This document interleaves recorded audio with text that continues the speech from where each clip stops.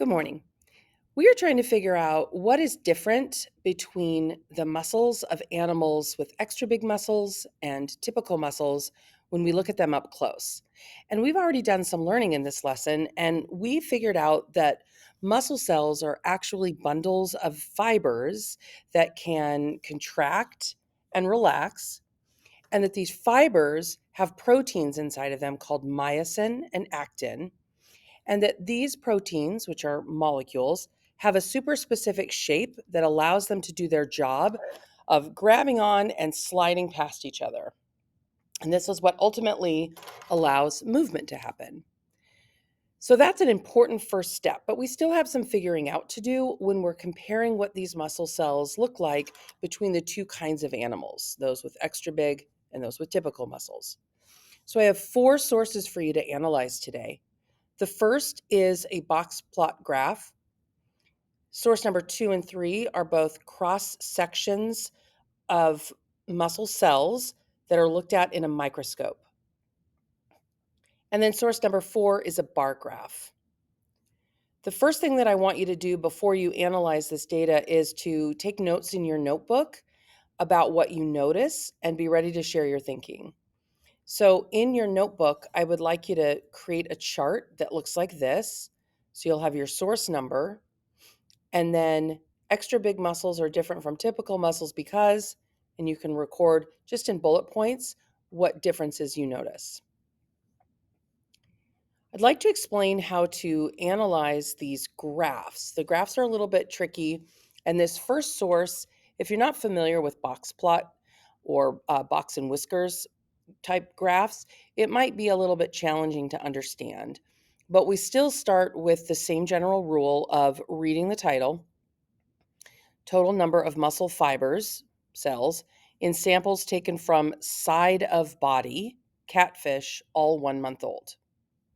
Then we see this little n equals 32. That means that they looked at the side of body of 32 catfish, and they looked at catfish with typical muscles and catfish with extra big muscles.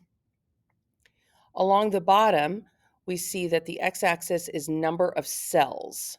Okay, so again, our title tells us what's going to be in these axes. So number of cells in these samples taken from the side of the body of catfish. So a 1 month old, 32 1 month old catfish with typical muscles, 32 1 month old catfish with extra big muscles. And what we see is these boxes with these dots and lines. And basically, this is meant to show you mean, median, and mode on a graph. But the most important thing that I want you to see is that when we look at typical muscles in catfish, we see, you can kind of go from this middle line here, that the average is approximately 625 cells. And again, this is going to be a big range, right? Because we're looking at 32 different samples, and it's variable. So this dot right here shows the lowest number and then the highest number. So in a typical muscled catfish, the highest number was 725. The lowest number was about 450. But again, we can just kind of focus on that average, which was about 625. Then when we look over here at the extra big muscles, we see that our lowest value was about 750, our highest was 900, but our average was a little over 800. So you could just say, based on this, that the number of cells in animals, these catfish with typical muscles, is about 625, while the number of cells in extra big muscle catfish has an average of about 825.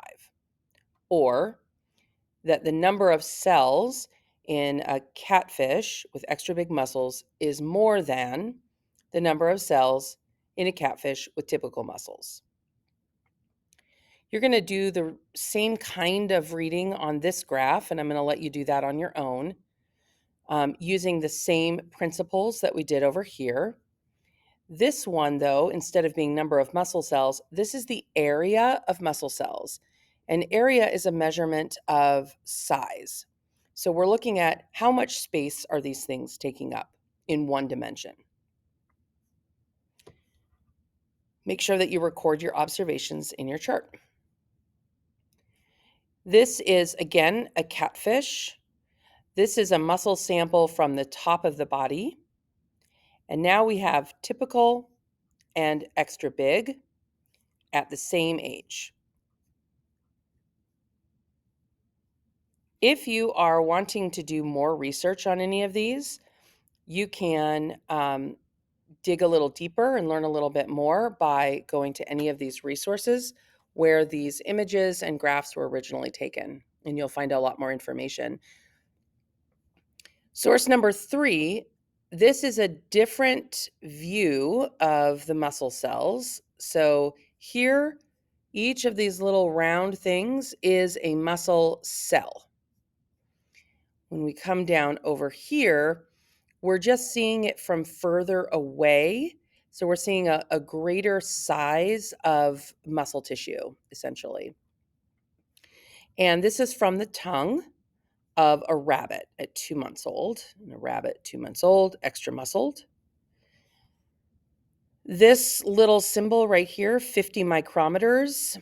This is a measurement right here that says 50 micrometers. So this is giving you an idea of the scale of what you're looking at. Again, this little thing right here means micro, and so we call them micrometers. And 50 micrometers is the equivalent of 0.05 millimeters. And remember, 1 millimeter is as close as you can get your fingers together without touching. That's 1 millimeter. So we're looking at half that size is 50 micrometers. So this is something that we would not be able to see without a microscope. And then finally, in source number 4, we're looking at a bar graph. And this bar graph, again, if you read the title, it's going to tell you what we'll see on both sides. So we have mass in grams of individual muscles of rabbits, age 2 months. So along the bottom, we have the muscles of different muscles of the rabbit. And then along the side, it's not labeled, but we would know that that is mass in grams of those muscles. And we're comparing rabbit with typical muscles and rabbit with extra big muscles. And again, if you would like to learn more about any of these, you can check out the resources down below. Make sure that as you're going through these images that you are recording in your notebook.